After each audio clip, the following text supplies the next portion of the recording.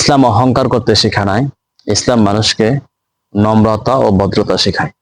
আসসালামু আলাইকুম রহমতুল্লাহি ওয়া বারাকাতুহু। সম্মানিত দিনদার ভাই ও বোনেরা, আশা করি সকলে ভালো আছেন। আমরা আলহামদুলিল্লাহ ভালো আছি। আমরা প্রতিনিয়ত আপনাদেরকে যে সমস্ত জিনিসের কথা বলে থাকি ভিডিওর মাধ্যমে, লাইভের মাধ্যমে, এটার মধ্যে অন্যতম একটি জিনিস হলো নামাজ।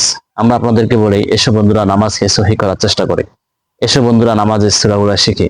আমরা বারবার বারবার আপনাদেরকে বলে যাচ্ছি, হ্যাঁ, আপনারা অনেকে আলহামদুলিল্লাহ শিখে গিয়েছেন।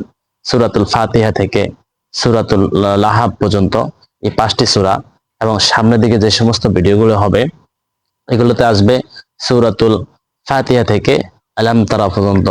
হ্যাঁ, এই সূরাতুল কুরাইশ, সূরাতুল মাউন, এই সমস্ত সূরাগুলো আপনাদেরকে শেখানোর চেষ্টা করবো ইনশাআল্লাহ।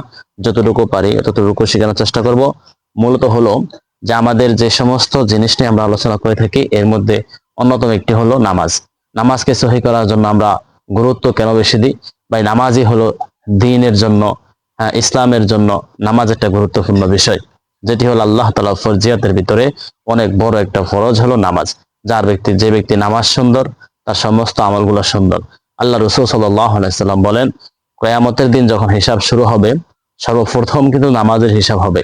আর এই নামাজের হিসাবের দ্বারা দেখা গেল যার নামাজ ভালো হবে তার বাকি সমস্ত হিসাবগুলো অনেক ভালো হবে।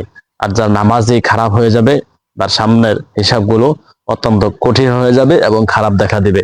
এজন্য যার নামাজ সুন্দর হবে তার হাসরের ময়দানে হিসাবগুলো সুন্দর হবে। যে ব্যক্তি নামাজ আদায় করলো, আল্লাহ পাক রব্বুল আলামিন, যে ব্যক্তি 5 ওয়াক্ত নামাজকে হেফাজত করলো, আল্লাহ সুবহানাহু ওয়া তাআলা ওই ব্যক্তির হাসর নবীদের সাথে, ওলিদের সাথে এবং সাহাবাদের কিরামদের সাথে নিবে।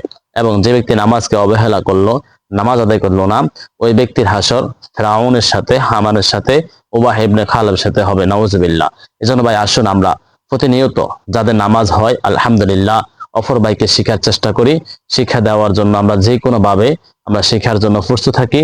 আর যে ব্যক্তির নামাজ একটু সমস্যা আছে, সূরা কারাত, দোয়ায় কুনুত, দোয়ায় মাসুরা, এই সমস্ত জিনিস সমস্যা থাকলে আসুন আমরা নামাজকে সহি করার জন্য যে সমস্ত লাইভের মাধ্যমে সরাসরি হুজুররা যেভাবে যে মেহনত করি, যে পারি না সে শরম না রাখে অন্য ভাইকে থেকে শেখার চেষ্টা করবো ইনশাআল্লাহ। আল্লাহ পাক রব্বুল আলামিন সবাইকে তৌফিক দান করুক।